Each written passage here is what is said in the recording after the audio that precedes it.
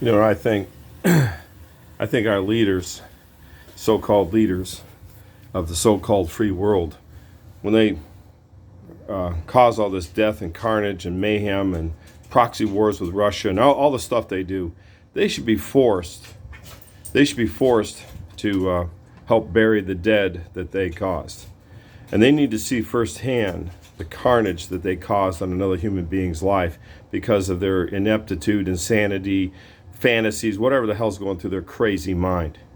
If they had to take care of the wounded or the mentally disabled who've been brain damaged, or people with PTSD, or who now have psychopathies from all the death that were caused during the Gulf Wars, and if they had to take the bodies off the transport planes in Delaware, if they had to do all that, they would come away with a different perspective. But they sanitize death. They sanitize war. They sanitize destruction in their own mind. They keep it at arm's length. They don't see the true cost on the individuals they send into battle or send into war, or whatever they do to these people. Like right now, this proxy war with Russia, the U.S. government blithely talks about giving $70 billion to the Ukrainians to send Ukrainians people in as cannon fodder against the Russians. This is the new way that the U.S. government wages war. It proxy wars itself and kills. Doesn't get you and me killed, but it gets other people killed.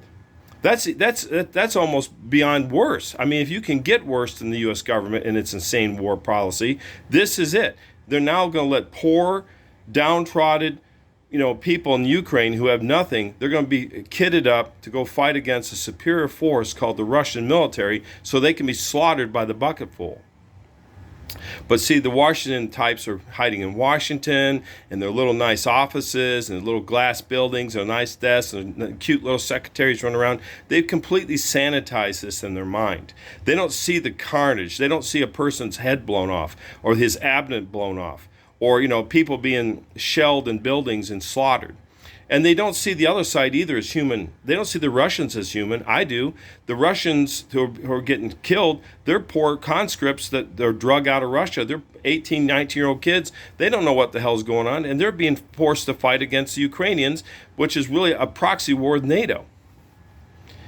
We got to force these people to take responsibility for their actions on all sides, for what they do to common people. This is no different than any other empire in human history, where the elites slaughter and sacrifice the little people for their strange, uncaring gods that they worship them, prostrate themselves, probably prostrate themselves to also. I'm at a loss of what to say, but I'm telling you, if they were forced to look at the corpses that they create, if they were forced to go in these nursing homes and these hospitals and take care of the people who are brain dead from these insane wars, if they were forced to bury the bodies that they create, they would change. But because they live in a psychopathic world where they can wall all this off and they can justify it in their insane minds, this will never stop. But the moment we take these politicians and military people and make them face what they've done, and they see the casualties of war firsthand, and they have to clean the wounds and bury the dead, they'll start changing. That's what needs to be done.